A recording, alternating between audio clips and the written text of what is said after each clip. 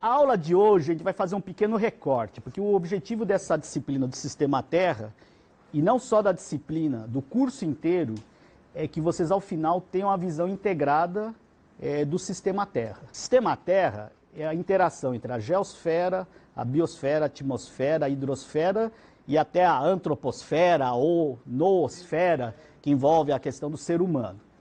Isso, perfeito, você respondeu. Agora, o que é isso e entender isso é que é outra história.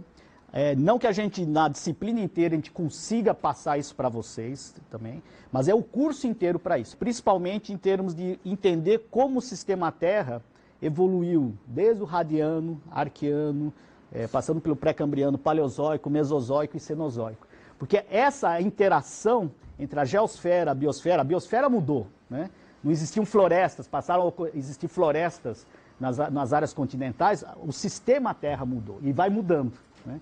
E isso que é interessante, e esse é o diferencial, a partir do momento que você entende essa interação, futuramente para vocês como educadores, né? Porque tem cursos, né, química, aquela parte da química, física, o próprio curso de geologia não passa essa visão da interação, porque o curso de geologia estuda e trabalha com a geosfera, né? Não trabalha com a biosfera, a relação com a atmosfera. E essa é a diferença dessa visão sistêmica. O pessoal da biologia trabalhou um conceito com o Sistema Terra, mas usou um outro nome, quem que lembra? Numa época estava bastante divulgado isso, deixou de existir um pouco, agora volta um pouco a usar esse termo.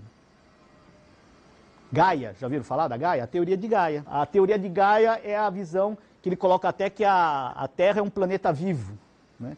Porque ele se autorregula. Se você aumenta o oxigênio na atmosfera, isso implica numa interação com a geosfera que há alta regulação, quer dizer, aquele excesso de uma determinada substância, ou de oxigênio, ou de gás carbônico, aumenta o intemperismo, ou diminui, muda algumas relações químicas de tal forma que volta aquele equilíbrio novamente. Por isso que ele usa o conceito que a Terra é um sistema vivo. Então, dentro da tentativa de passar para vocês esse conceito integrado do Sistema Terra, a aula de hoje nós vamos dar um recorte, porque não dá para toda a aula falar de forma interativa. A gente tem que parar e entrar no específico. Então, hoje nós vamos entrar no específico até de uma parte mais específica ainda da geosfera, que são os minerais. Porque todas as rochas, as pedras, né, elas são constituídas... O que é uma rocha? Uma rocha é um conjunto de minerais. Então, para a gente entender a geosfera e para entender as rochas, nós vamos ter que entender os minerais. E o que é um mineral? Quem poderia definir? Como é que a gente poderia definir um mineral? O que é um mineral? Vegetal é uma planta, né? Tem folhas, faz fotossíntese, né? Tem um mineral, o que é? Uma substância inorgânica, homogênea, mas tem minerais que estão nas conchas, né? E a concha tem um mineral, vocês vão conhecer o mineral, qual que é, e ele tem origem orgânica. Então, não é só inorgânico. A maior parte dos minerais são inorgânicos, mas tem minerais que têm origem orgânica. Tem o mineralóide, não vamos explicar o que é. Mas antes tem que saber o que é o mineral. Como é que a gente pode dizer? Esse aqui é o mineral. Isso que nós vamos ver. Por exemplo, a água mineral, que a gente fala tanto, né? A água mineral é um mineral? Não é um mineral, mas a gente fala que é água mineral. Até é interessante esse conceito, porque a água mineral não é um mineral, mas é um minério. E aí vem outra pergunta, o que é um minério? Eu vou adiantar, o minério é um conceito econômico. Qualquer material rochoso ou mineral que tem valor comercial, que você comercializa, ele passa a ser um minério. Inclusive, é até interessante o conceito de minério, ele flutua conforme o mercado. Então, você tem uma região que tem uma jazida, né, uma concentração de um mineral econômico, por uma questão do mercado, o preço cai, ele deixa de ser econômico, ele deixa de ser minério. Então, o minério tem embutido nele um conceito econômico. Ele é um material terrestre, rochoso, mineral, que você comercializa. Então, por isso que a água mineral é um minério, porque você comercializa, né? Ela tem lucratividade e tudo mais. Mas é interessante, não é um mineral. Então, vamos ver o que é um mineral. Então, o conceito de mineral é uma substância sólida homogênea, você colocou isso, quer dizer, ele tem uma certa unicidade, né? Cristalina. O que vocês entendem por termos cristalino? Depois nós vamos ver um uso desse termo cristalino que também não é apropriado. O que é um cristal? Uma formação atômica organizada. É um arranjo cristalino, né? E esse arranjo cristalino organizado, da forma que você colocou, é interessante porque não é qualquer arranjo. Porque os elementos químicos têm propriedades que é que nem o joguinho de Lego, né? Não tem aquelas pecinhas? Você não consegue encaixar de uma outra forma, só encaixa daquele jeito. E assim são os elementos químicos. E isso dá um arranjo cristalino pré-determinado. Então, se é um arranjo cristalino, implica também que o mineral é um material líquido, sólido ou gasoso? É um sólido.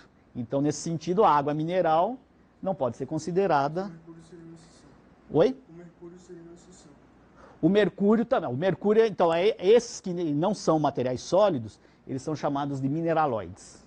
Porque o mineraloide, tudo que é oide, parece, mas não é, né? O caso do fato de não ter um arranjo cristalino, ele é um mineraloide. Tem materiais sólidos também que não tem arranjo cristalino, mas ele é sólido, mas se você for ver a estrutura microscópica dele, ele não tem esse arranjo dos átomos. Então, o cobre, não, o cobre também tem alguns arranjos, né? Mas vamos lá. E continuando aqui a definição. Então, o mineral é uma substância sólida, homogênea, cristalina, de ocorrência natural. Então, ocorrência natural pode ser orgânico ou inorgânico. De composição química definida, mas em geral não fixa, porque tem minerais que ele tem uma série de outros elementos e a composição daqueles elementos varia um pouco. Então, não necessariamente é sempre a mesma composição. E com um arranjo atômico altamente organizado, que é essa estrutura cristalina. O mineral é usualmente formado por processos inorgânicos, a maioria, mas tem alguns minerais que são de origem orgânica. Aí, aquelas regiões com águas límpidas, muito bonitas, a gente usa muito esse termo, né? Águas cristalinas, né? Essa aí é a região lá da Serra da Bodoquena, né? Em Bonito, o mar de águas cristalinas, a gente usa muito isso. É correto falar que a água é cristalina? Porque o cristal implica num arranjo atômico organizado. E a água tem um arranjo atômico? Não tem, né? Então, usa-se, né? Não é errado, porque a gente usa. Porque, na verdade, quando ele fala que é cristalina, ele está fazendo uma associação a isso, a um cristal, né? Porque o cristal límpido, né? Então parece transparente. O ideal, na verdade, dessas águas é dizer que são águas límpidas, águas transparentes, que parecem um cristal, né? Mas chamar de água cristalina não é totalmente assim apropriado. Outra questão, muita gente fala, é cristal de rocha, né? Já ouviram esse termo? Que é um sinônimo de quartzo. Cristal de rocha não quer dizer nada, é qualquer mineral, todos são cristais, né? E a gente usa muito, é muito comum. Então, vocês têm que entender que é comum, é utilizado como cristal de rocha, e geralmente o cristal de rocha faz referência ao quartzo. E olha aqui, gente, na Bahia tem umas regiões dos quartzos gigantes, né? São quartzo branco, incolor. A bola de cristal é um cristal muito límpido, né? Homogêneo, totalmente polido. Lá no Peru, eles têm até umas caveiras, assim, são belíssimas, né? E são fascinantes, né? Por isso que a gente até entende, né? A pessoa fazer a interpretação, porque a bola de cristal é fascinante. Gente, agora aqui é interessante que você vê essa forma do cristal de quartzo, esses planos, isso aí não é polimento, isso não é lapidação, naturalmente. Aqui, ó, eles tiraram do meio do subsolo. O cristal já está desse jeito, aqueles geodos, né? Então, por que o cristal ele tem essas faces assim tão perfeitas? Como é que você explica isso daí? E não foi... Vocês tinham a ideia de que isso aí era cortado, é polido ou não? Tinha essa ideia ou não? Mas muita gente tem, né? Porque a gente trabalha, né, com a lapidação, né? A lapidação a gente acaba fazendo isso. Porque o cristal, você tinha uma solução com os elementos, aí eles vão se arranjando no processo de cristalização e o cristal vai crescendo. Então, isso são faces de crescimento, ao ponto que ele atinge essa forma. Então, essa forma é uma resposta do arranjo cristalino interno do mineral. Bom, esse arranjo cristalino que nós vamos insistir com vocês, que é a base, né, do mineral. Então, os materiais que não apresentam o arranjo cristalino são chamados de mineraloides. Como a obsidiana, a opala, que não é o carrão antigo, né? O opala, já viram? O opala é uma gema, né? Quem conhece a opala, já ouviu falar? É um mineral, ele tem até uma cor, chama furta-cor, né? Porque ele não tem uma cor específica, e você mexe com ele, Você balança ele, ele tem uma iridescência, ele muda de cor com brilho, um mineral muito bonito. Talvez até essa resposta com a luz de uma coisa que muda de cor é em função do fato dele não ter um arranjo cristalino pré-determinado, que ele é amorfo, né? A gente utiliza esse termo. A obsidiana é o vidro vulcânico, né? Os vulcões do magma têm muita sílica e a hora que solidifica, ela vitrifica, vira um vidro, só que é um sólido, só que ele não tem um arranjo cristalino. O vidro que a gente conhece aí, o vidro, ele é feito de quartzo. Pega areia muito pura de mineral de quartzo, é derretido e aí depois ele esfria, ele solidifica de forma muito rápida, sem dar tempo de ter o arranjo entre os elementos químicos. Então, se você pegar igrejas muito antigas ou construções muito antigas com vidro, às vezes tem o vidro, a espessura do vidro em cima é menor que embaixo, porque ele está cedendo, ele não é totalmente sólido. Né? E a obsidiana nada mais é do que o vidro vulcânico, é um vidro natural. E o âmbar, né, ficou conhecido lá no filme do Spielberg, que preservou um fóssil dentro, e aí um pouco de ficção, que eu saiba, acho que até hoje não conseguiram preservar o sangue, né, ao ponto de poder tirar o DNA, mas a ficção lá do Spielberg foi muito interessante, que a ideia, né, vocês lembram do filme, o que era? Um inseto tinha picado um dinossauro e ficou preservado no âmbar, e o sangue, né, do dinossauro foi extraído do inseto no âmbar e feito o DNA, e com o DNA foi feita a clonagem, né, foi feita a reprodução do dinossauro. Né? Então o âmbar, e o que então é o âmbar? O âmbar é a resina vegetal que ao solidificar, ela solidifica e fica um material sólido, né? Mas sem um arranjo cristalino. Esse é a obsidiana, que é o vidro vulcânico. O que chama a atenção quando vocês olham aqui? O que chama a atenção na obsidiana? Nas duas peças aqui. A feição que mais chama a atenção. Cor preta, né? E você percebe essas linhas aqui, ó? Lembra o que até? Uma concha, né? Lembra uma concha, exatamente. Então aí vocês já vão pegando as dicas que a gente dá de algumas características, né, dos minerais. A gente tem as características das pessoas, das plantas, dos animais, os minerais têm as suas características. E essas características dos minerais que nos ajudam a identificá-lo. Esse tipo é um plano irregular que quebra na forma de concha. Então um plano irregular no mineral a gente dá o nome de fratura. E que nome vocês dariam a essa fratura que quebra irregular na forma de concha? Fratura conchoidal. Quer dizer que tem uma certa lógica, né? Então isso que é interessante.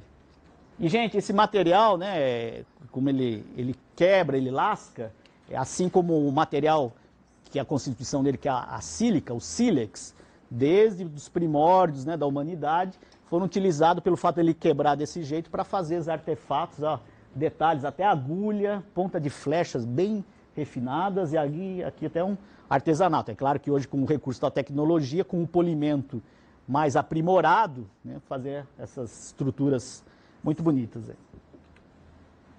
Então, as definições básicas, nós vamos trabalhar essa aula. Nós temos aqui 12 minerais, 13, né, agora? 13 minerais. A opala, não, a opala eu não falei direito. A opala é um material, ele é de sílica. Só que ela é amorfa, ela não teve o arranjo cristalino como se espera de outros minerais. E é uma sílica que se identifica a opala pela cor dela e o fato que a hora que você mexe, as cores variam, é mais nesse sentido. Então é uma sílica amorfa e que tem um brilho diferenciado. Inclusive na região do Piauí, tem uma colega aqui que é do Piauí, tem uma região chama Pedro II, tem umas opalas muito bonitas. Essas opalas do Piauí e Pedro II são conhecidas no mundo inteiro, né? Bom, então nós vamos ver aqui nas características, nós vamos ver o que é o mineral, as estruturas cristalinas. O mineralogista, né, é uma área específica da geociência, tem mineralogista que só trabalha com o estudo das estruturas cristalinas. Até nós vamos ver como é que ele determina a estrutura cristalina, interagindo até muito com os químicos. Tem químico que trabalha com mineralogia em função disso. Ver o que é um cristal, mineraloide. Vocês já subiram. O que é um mineraloide? É um mineral que não tem arranjo cristalino, né? A rocha, o que é uma rocha? Um conjunto de minerais, é bem simples, né? conjunto de vários ou o mesmo tipo de mineral. Você pode ter rocha que é monominerálica. A rocha só tem um tipo de mineral. E o minério, já falamos, o valor econômico. É um mineral ou a rocha com valor econômico. Bom, então a questão da estrutura cristalina, a gente entra numa área muito específica, a cristalografia. A estrutura cristalina é definida por um arranjo ordenado, tridimensional, e aí já começa, a gente sempre fala para vocês que em termos de geociências, a gente tem que estar sempre pensando em 3 dimensões, né? E não só 3 dimensões, são 3 ou 4 dimensões, tem uma 4ª dimensão. Até o Wilson ressaltou qual que é a 4ª. O tempo. Isso que é o interessante na geociência, que você pensa, tem até um trocadilho que a gente fala, né? Em geociência a gente pensa o meio ambiente por inteiro e na evolução do tempo. Você olha uma paisagem, você tem condições de interpretar como é que ela evoluiu, que num passado, milhões, centenas, até bilhões de anos atrás, tinha um oceano, esse oceano fechou, virou cadeia de montanha, até chegar o que é hoje naquela estrutura, né? Então, são propriedades físico, macro e microscópicas são decorrentes da estrutura cristalina, ou seja, toda a forma externa do mineral e a propriedade do mineral depende desse arranjo cristalino. Por exemplo, o mineral, um dos minerais com menor dureza é o talco. Ela é muito baixíssima dureza, você risca com a unha.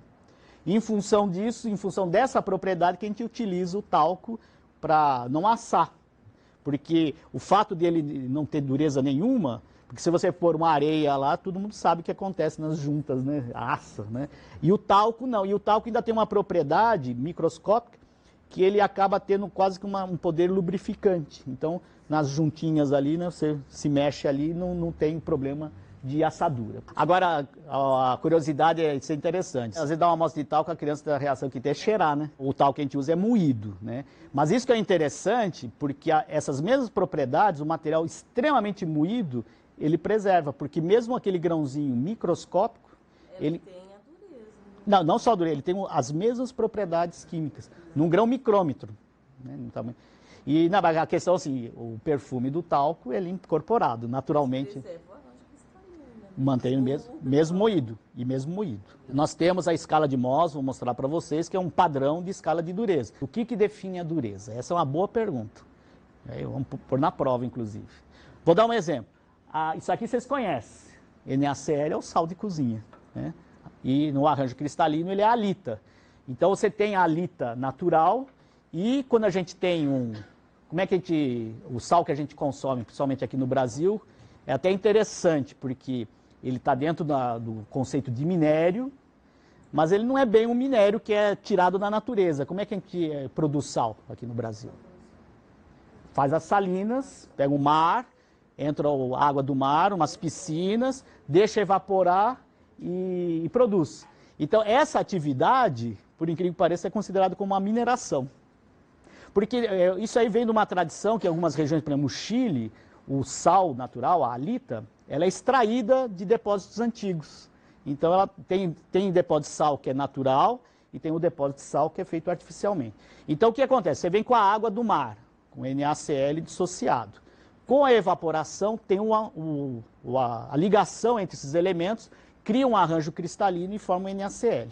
O que determina a dureza? Qual é um dos minerais mais duros que a gente tem, e mais resistente de dureza? O diamante. Por que o diamante é tão duro?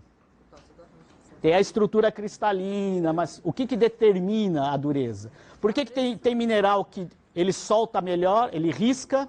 Porque o riscar, o que você está fazendo? Você está quebrando ligações químicas.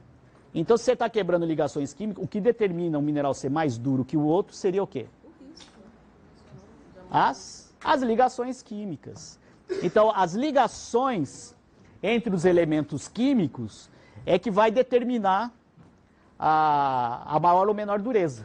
Então, a ligação química entre os elementos do talco é maior do que a ligação entre os elementos do diamante? Claro que Não, no diamante as ligações são muito fortes. E você não consegue quebrar, por isso que ele é duro. Então, o conceito, a hora que vocês estiverem riscando o mineral, vocês vão poder riscar aqui, vão fazer os exercícios, pegar o mineral, riscar, e tem umas placas de vidro, a unha, canivete, que tem uma determinada dureza, você determina a dureza do mineral. A hora que você estiver riscando o mineral, o que vocês estão fazendo? Vocês estão quebrando as ligações dos elementos químicos. E a hora que você não conseguir riscar é que o mineral é mais duro do que o instrumento que você estiver utilizando. E aí que é a sacada do mineralogista, do então, o cristalografista, quem estuda os cristais, é entender como é que é esse arranjo cristalino. Então aqui, por exemplo, a halita tem um arranjo cúbico, o cloro e o sódio. Tem um outro conceito importante, gente, que é o seguinte: a hora que você pega um mineral, ao você quebrar, bater no mineral, bater com o martelo, ele vai quebrar em planos paralelos. Esses planos paralelos são planos bem definidos, e essa quebra em planos paralelos não são planos de fratura. Essa quebra de planos paralelos a gente dá o nome de clivagem.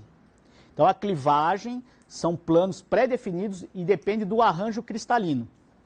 Então a halita, você pegar um cristal desse maior que 1 centímetro e bater ele com um martelo, aqui está sem escala, mas ele vai quebrar em cubinhos menores que 1 milímetro. Você pegar um cubinho daquele e bater de novo, até no âmbito de submilimétrico, ele vai ser sempre esses cubinhos. Você vai para o microscópio eletrônico, que aumenta milhares de vezes, você vai ver o mesmo cubinho. Ele mantém essas características até no âmbito microscópico, não altera. Ele mantém as mesmas propriedades ópticas. Ele vai manter todas as propriedades ópticas e cristalinas, porque é o mesmo arranjo atômico. A importância dos minerais, a gente vai mostrar um pouquinho, né, para que a gente estuda os minerais. Ele tem importância para a sociedade na forma de minérios, né? É interessante até que, em função das características dos minerais, tem mineral que é muito utilizado, não como remédio, mas como veículo. Que vocês já viram carga de comprimido? Né? Você tem um comprimido, você tem uma substância, você tem que pôr lá uma quantidade muito pequena, né? Impossível até de você separar e pôr na pessoa, né? Dar para o doente. O que você faz então? Você pega uma massa maior, tem que ser um material inerte, porque não pode afetar o organismo. Um material inerte desse é o caulim, que é um mineral, uma argila muito fina. O feldspato, que é um mineral que vocês vão procurar identificar também, ele moído, você pode ingerir que ele não vai afetar em nada. Então você faz aquilo, moe, mistura o remédio e faz o comprimido. Então essa característica do mineral de ser inerte ajuda. Quem me dá um exemplo aí de um mineral aí que estamos usando no dia a dia? Não, um computador tem um monte de minerais, né? Mas o mais simples aí, papel e lápis, tem mineral? A grafite é um mineral. Né? E o interessante é que a grafite é um mineral com a mesma composição química do diamante, são carbonos, só que com um arranjo cristalino diferente, que permite que placas deslizem uma pela outra, e ele é de baixíssima dureza. Então o que você está fazendo quando você está escrevendo com o lápis no papel, o mineral é mais mole do que o papel e está deixando um traço no papel. O papel é mais duro que ele, tão mole que ele é. Então o outro conceito que a gente utiliza para identificar o mineral é o traço. O traço é o que você deixa de pó quando raspa um mineral que é menos duro do que você está raspando. Então na nossa aula prática nós vamos usar uma placa de porcelana que tem dureza 6, a dureza 6, 6,5, e o mineral que se você riscar a placa de porcelana, a hora que você está riscando, o mineral que você está usando é mais duro que a placa de porcelana. Se deixar um traço, o mineral é mais mole do que a placa de porcelana, está deixando um traço. E ao mexer no papel, qual outro mineral que vocês estão usando, além da grafite? Qual outro mineral? Esse é mais difícil. Por que o papel é branco? O papel é feito do quê? Celulose. Mas a celulose é madeira, né? A celulose é branca. E não é só o calcário, às vezes vai um pouquinho de calcário. Mas ele utiliza uma argila muito branca, que tem até um valor econômico alto, quanto mais branca que ela é, que é o caulim. Bom, pessoal, desde os primórdios, né, da humanidade, o ser humano já usavam as pedras, né, os minerais, pedra lascada, e ele percebeu também que tem alguns minerais que têm pigmentos. Então eles aprenderam a usar e fazer pinturas belíssimas. Até hoje tem muitos índios e faz umas cerâmicas. É interessante que você olha uma cerâmica que você acha até que teve tinta a óleo, material artificial. É todo produto natural. Eles usam muito o caulim, porque é uma argila bem branquinha, para fazer detalhes. A cor vermelha, né? Significa o quê? Que elemento que vai ter na cor vermelha? Ferro. Então tem um material, não chega a ser um mineral, porque ele nem está um arranjo cristalino, com óxido de ferro, que dá um ocre, né? Essa cor. O preto, geralmente, é óxido de manganês. Né? Inclusive tem uma... Já viram umas placas de pedra com umas coisas que parece uma planta fossilizada? No museu tem. Aquilo lá parece uma planta, mas não é. Na verdade, você tem pelas fraturas da pedra, vai entrando óxido de manganês e vai crescendo aquilo lá e formando. Parece planta, né? Então tem que tomar um certo cuidado. Bom, isso voltando àquelas figuras do Jorge Agrícola, né, que nós comentamos na nossa aula passada. Então já mostra que já há muito tempo, até antes da Idade de Cristo, as pessoas usavam algumas propriedades dos minerais, até o estudo, o entendimento. Quer dizer, na verdade, os minerais sempre fascinaram a humanidade. Né? O colega aqui diz que adora os minerais e tudo, mas não é só ele, todo mundo. Né? O diamante fascina, o ouro também. Né? Então essa relação do ser humano com os minerais já vem de longa data. Né? E numa publicação de 1556 já mostrava práticas de mineração e práticas de beneficiamento e de siderurgia. E aí é interessante, acho que aí entra dentro do contexto para meio ambiente, que o meio ambiente a gente tem que aprender a trabalhar com o meio ambiente de tal forma que gere o mínimo de impacto ambiental. E para gerar o mínimo de impacto ambiental, você tem que conhecer como o ambiente funciona. Se você tem uma concepção errada do meio ambiente, a chance de você errar é muito maior. Os alemães antigos, eles achavam que os minerais cresciam num processo muito acelerado. As minas, elas se renovavam.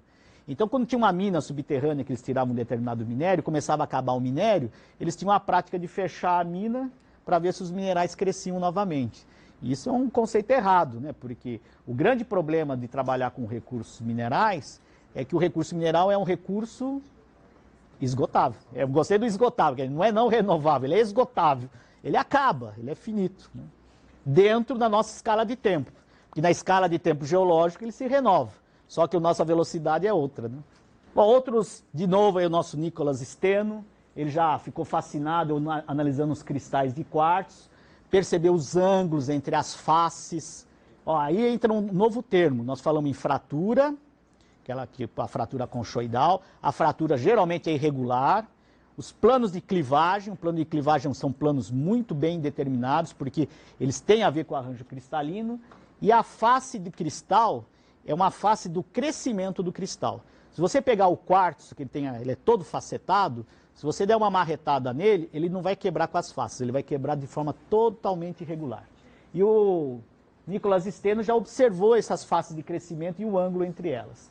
Esse outro aqui, simpático aqui, René, demonstrou a geometria dos cristais formado por minúsculos componentes que denominou moléculas integrais. Ele já tinha sacado essa questão do arranjo cristalino interno dos minerais. Aí vem os químicos, né? Os químicos sempre também falam fascinados por os cristais. Estudou alguma questão da composição química. Inclusive até os químicos sempre buscaram, né, na época medieval, o que era? Né? A tentativa de fabricar ouro. Né? Até hoje estão procurando, não se consegue. Aqui entra num aspecto interessante, porque começaram a estudar os minerais e as rochas no microscópio. Isso aí é interessante, porque você pega uma rocha e faz uma lâmina muito fina, uma lâmina que chega a 1/3 de 1 milímetro, e você consegue olhar a lâmina no microscópio.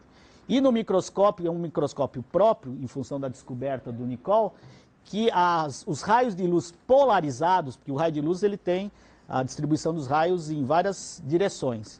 Com o polarizador, você define uma só direção da propagação dos raios. Aqui, ó. Então você tem vários raios em várias posições. Você coloca um polarizador, ele passa a vibrar numa só direção.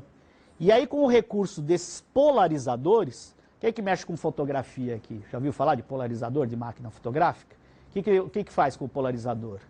Você ressalta ou diminui brilho, a luz do céu fica mais azul, né?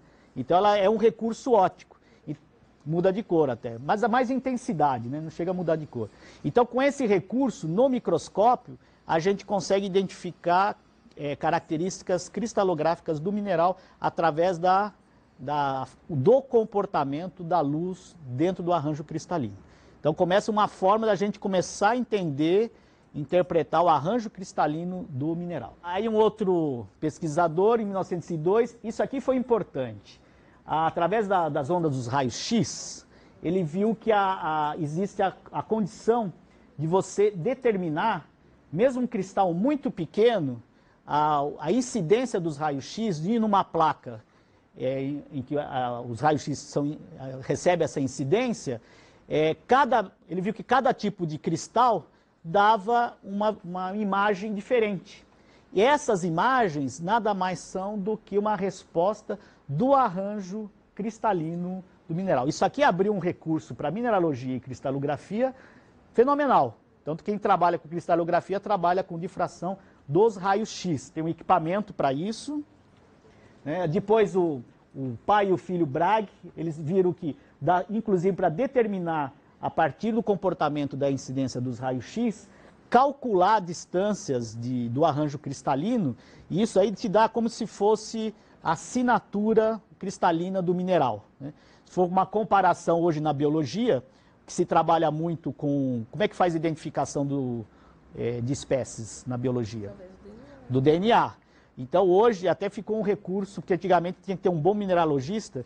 Hoje você tem dúvida do que é o mineral, tem o equipamento aqui, que é um difratômetro de raio-x, moe a rocha, põe lá, e aí você tem a assinatura e identifica o mineral com bastante precisão. Como é o trabalho de biologia. Inclusive na biologia hoje tem um problema, porque antigamente tinha um sistemata, que pegava um animal, olhava a chave de identificação, a planta, um trabalho. Hoje não, identifica o DNA e identifica a espécie. Então esse é o equipamento, é um equipamento bastante simples. Aqui tem ele tem uma fonte de raio-x. Essa fonte, ela circula numa lâmina com material moído, tem a incidência dos raios-x conforme o comportamento dessa luz, dos raios-x, desculpa, num filme, ou aqui no caso ele detecta, tem um detector, cria um gráfico, aí ele solta esses picos, cada pico desse ele tem um significado em função do arranjo cristalino do mineral. Então, conforme essa assinatura, você identifica o mineral de uma forma bastante segura.